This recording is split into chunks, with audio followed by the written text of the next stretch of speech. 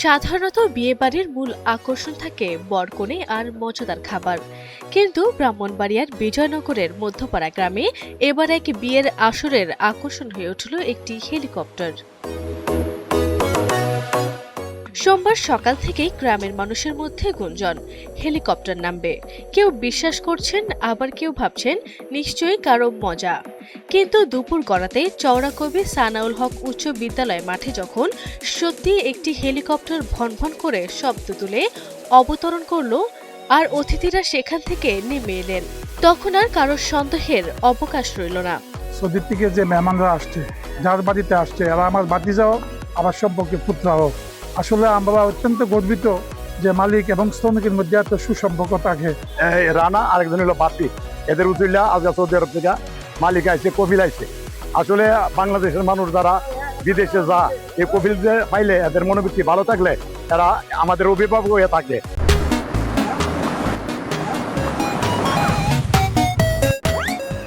সিঙ্গারবিলে এই প্রথম আমরা দেখছি যে একজন সৌদি আরবের নাগরিক তার কর্মীকে ভালোবেসে সৌদি আরব থেকে, শুধু সৌদি আরব থেকে বাংলাদেশে তার বিয়ের অনুষ্ঠানে এসেছে।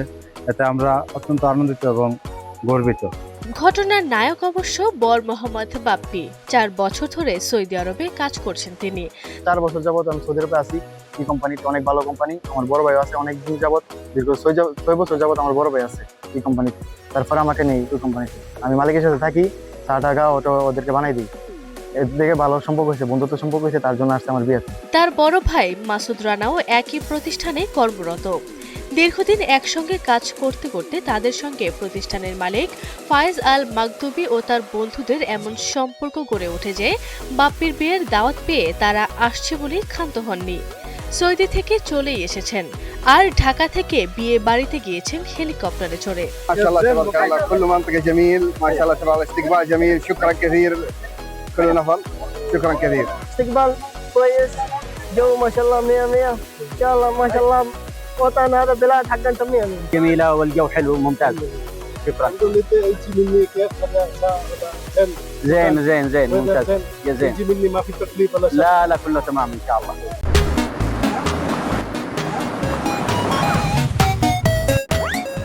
বলতেছে যে আমাদের এলাকাটা অনেক সুন্দর, মানে ওরা আইসে অনেক খুশি, তারপর মানুষ অনেক ভালো, মানে ওই দিক দিয়ে তারা অনেক খুশি। সবাই সালাম দিছে, বলতেছে আপনারা সবাই দেখে অনেক ভালো লাগছে। হেলিকপ্টার থেকে নামার পর সৌদি অতিথিদের ঘিরে কৌতূহলের যেন শেষ ছিল না। কেউ দূর থেকে দেখেই খুশি, কেউ আবার কাছ থেকে একবার হাত মেলানোর সুযোগ খুঁজছেন। অনেকের কাছে বিয়ের কোণের চেয়ে অতিথিরাই যেন বেশি আলোচনার বিষয় হয়ে উঠেছিল। বরের বাবা সুদন মিয়া নিজেও বিস্মিত। ছেলের কর্মস্থলের মালিক এত দূরের দেশ থেকে বিয়েতে আসবেন এমন কল্পনাও নাকি তিনি কখনোই করেননি। আমার 2 ছেলে সৌদি আরব 5 বছর ধরে চাকরি করে একই কবিলের। আমার ছোট ছেলের বিয়ের মাঝে কবিল আসতেছে, এরা 3 জন আসতেছে বিয়ে হাইতে।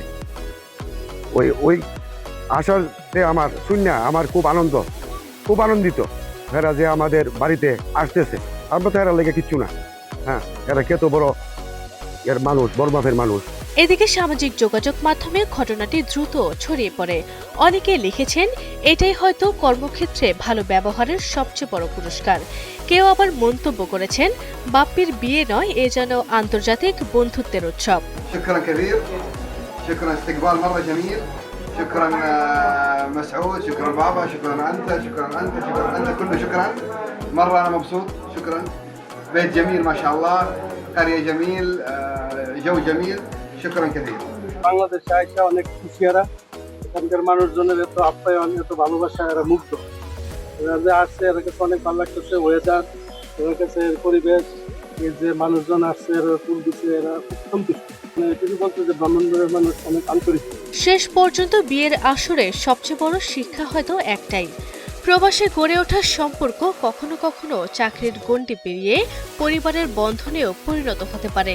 আর সেই বন্ধন যদি হেলিকপ্টারে চড়ে হাজির হয়, তাহলে গ্রামের মানুষ সেটি মনে রাখবে বহুদিন।